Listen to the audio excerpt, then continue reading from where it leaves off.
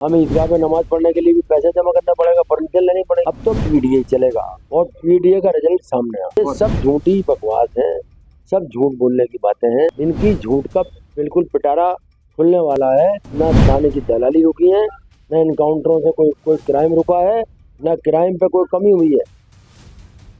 मेरे साथ बात करने के लिए हैं कुंदरकी के पूर्व विधायक हाजी रिजवान साहब। हाजी रिजवान साहब से जानूंगा सर, लगातार आपके द्वारा प्रदर्शन किए जा रहे हैं, आखिर क्या पूरा मामला है?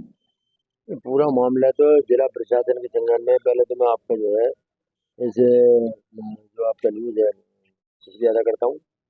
दूसरा यह है, देखिए प्रदर्शन इसलिए हो रहा है कि मनमानी हो वो जो है पारदर्शिता चुनाव में नहीं दिखाई दे रही, वोटर लिस्ट में पारदर्शिता नहीं दिखाई दे रही। एक मनमाने ढंग से लेखपालों द्वारा और आपका जो आरएसएस के कार्यकर्ता हैं उनके द्वारा और दबाव में राशन डीलरों द्वारा जो सूचियां बनवाई गई हैं फर्जी तरीके से नाम काटने के लिए, खासकर मुस्लिम समाज के। तो इस तरह का प्रोपेगेंडा इस तरह चल रहा है। हम श्रीमान जिलाधिकारी से ये मिले थे कि आप इनको रोकें, आप इनको देखो, कभी 7 नंबर भेज रहे हैं, कभी ये सूची भेज रहे हैं, कभी ये लिस्टें, कभी सूची लेखपालों से बनवा के भेज रहे हैं।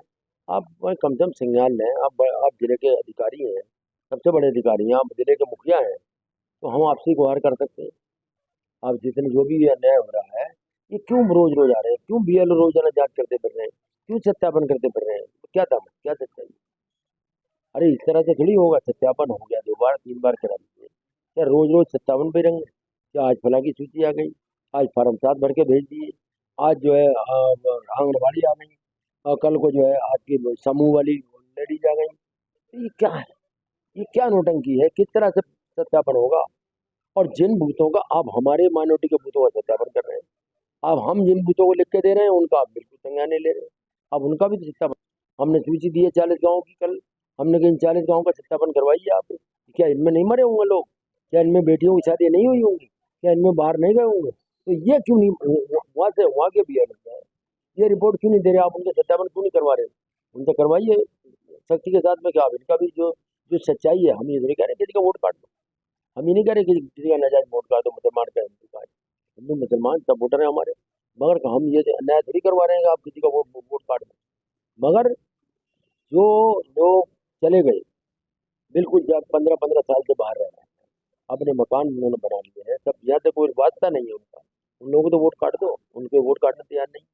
सरकड़ा गांव में 200-250 वोट ऐसे चल रहे हैं, किसुआ नंगला गांव में ऐसे वोट चल रहे हैं, मछेरा गांव में ऐसे वोट चल रहे हैं, आपके खड़गपुर बाजे गांव में ऐसे वोट चल रहे हैं, आपके सिरसा अनाजपुर में ऐसे वोट चल रहे हैं, आपके रुस्तमपुर बड़मार में ऐसे वोट चल रहे हैं, आपके घोंडा गांव में ऐसे वोट चल रहे हैं। तो आप कम से कम संज्ञान लें आप इसका, और उनकी भी जांच कराएं, उनका भी सत्यापन कराएं।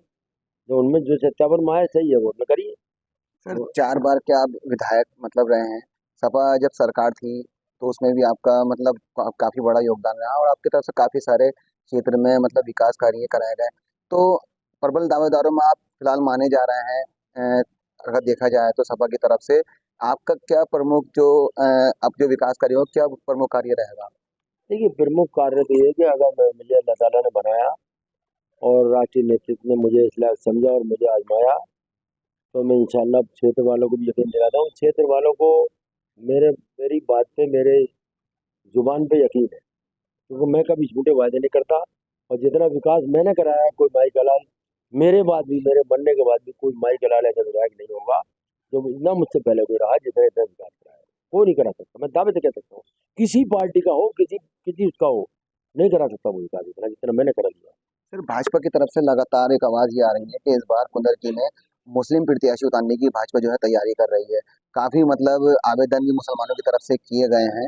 तो क्या लगता है कि अगर मुसलमान प्रत्याशी कुंदरकी में आपके सामने खड़ा होता है तो किस तरह फाइट देखने को मिलेगी?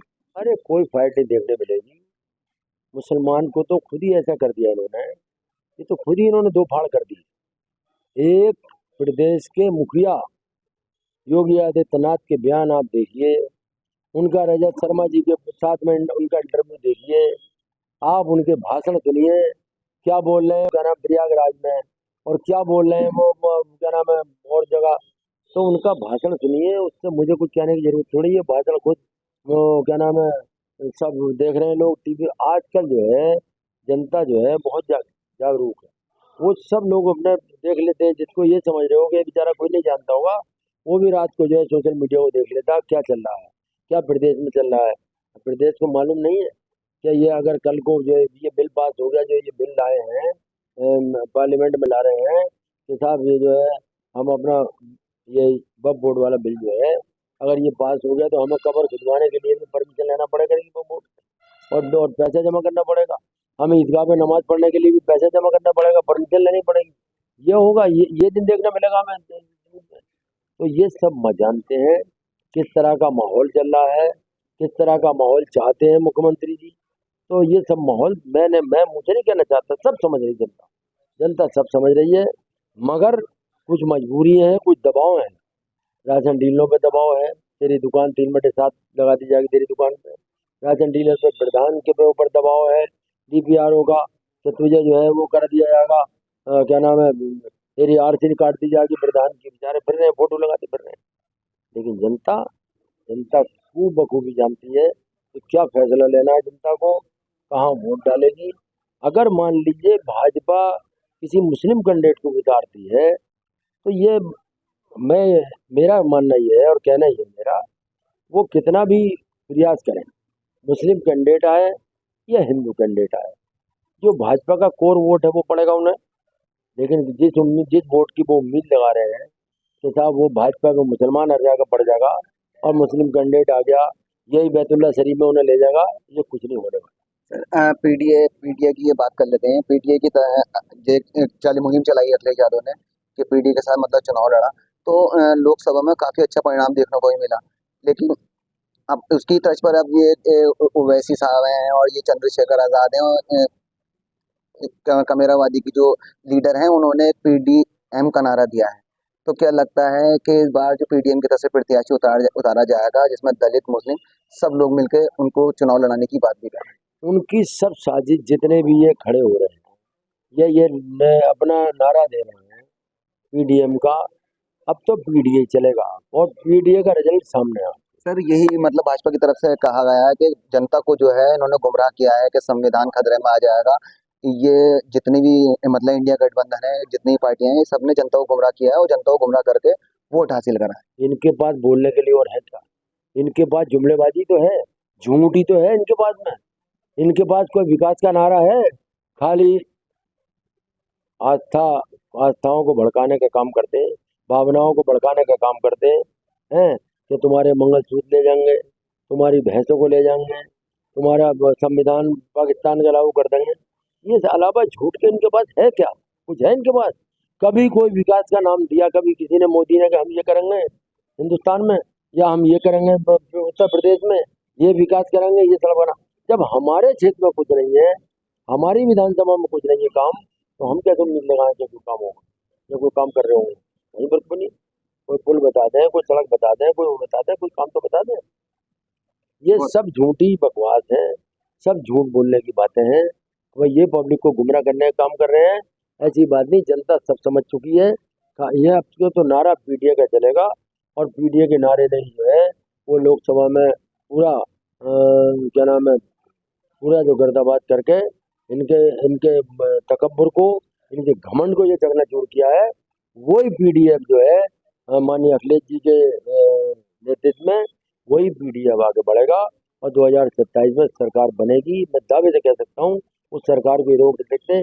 इनकी झूठ का बिल्कुल पिटारा खुलने वाला है। लोग समझने लगे हैं, महंगाई क्या नाम है चरम सीमा पर है, सब कुछ समझ रहे हैं लोग। ऐसा नहीं है, कौन सी चीज मद्दी कर दी, डीजल से लेकर पेट्रोल से लेकर खाने के तेल से लेकर सब्जी से लेकर दाल से लेकर खाद से लेकर कौन सी चीज में, कौन सी चीज पे महंगाई नहीं है वो बता दे। एक चीज पे रेट कम हुआ तो बता दो। हैं, औरतों का सोना चांदी तो उसके खुद बाद दुगने रेट होने जा रहे हैं। तो क्या इन्होंने कर दिया मुझे बताइए आप? 5 किलो राशन में ठगना चाह रहे हैं। अब जनता ठगे में नहीं आएगी, इनके छलावे में बहकावे में नहीं आएगी। जनता समझ चुकी है और न थाने की दलाली रुकी है, न इनकाउंटरों से कोई क्राइम रुका है, न क्राइम पे कोई कमी हुई है। मैं अपने क्षेत्र की मिसाल देता हूँ। सच्चाई है, मेरे क्षेत्र में तमाम ट्रांसफार्मर वो उसके जो स्टार्टर होते हैं ट्यूबवेल के तमाम छोटे निकाल निकाल के कितने 500 रुपये मिलता होगा वो सामान उसमें का तांबे का, तमाम लोगों के ट्यूबवेल पट कर दी। क्या चोरियाँ कहाँ रुक रही है? कौन सा काम नहीं हो रहा? छिनैती ना हो रही, या चोरी ना हो रही, या मर्डर ना हो रहे, या झगड़े नहीं हो रहे, कौन सा काम नहीं हो प्रदेश में? कौन सा काम बंद है? और बता दो कौन सा कंट्रोल कर लिया? इतने इनकाउंटर करने के बाद भी कौन सी चीज पे कंट्रोल कर लिया? किसी चीज पे कंट्रोल नहीं। कंट्रोल तो करके दिखाते, किसी महंगाई पे कंट्रोल करके दिखाते थे। कम महंगाई कंट्रोल किया। बड़ी उम्मीदें थी बाबा बड़ा बढ़िया शासन चलाएंगे, बाबा ये शासन चलाएंगे, दो समुदायों को, दो फिरकों को अलग करने की बात सोचेंगे। कब से 5000 साल से दुनिया आई हुई है, जब से सनातन धर्म के जमाने से लेके और आज तक जो है, और सरकार दो आलम सल्लल्लाहु अलैहि वसल्लम के जमाने से 14वीं से लेके आज तक दुनिया नहीं चल रही है। यही नई दुनिया बनाएंगे, यही नई दुनिया चलाएंगे, यही इनका ही कानून बनेगा, कोई कानून ही ना रहेगा। यही सब, ये संविधान भी इनका हो गया, कानून भी इनका हो गया।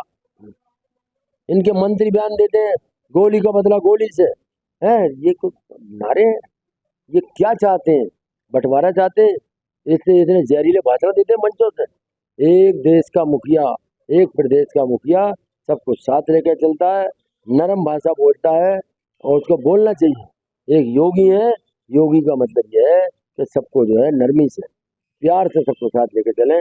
हर वक्त आग उगलते हैं, जहर उगलते हैं एक समुदाय के खिलाफ, तो ऐसे थोड़ी देश चलेगा, प्रदेश चलेगा, ऐसे नहीं चलेगा। बहुत बहुत शुक्रिया आपका।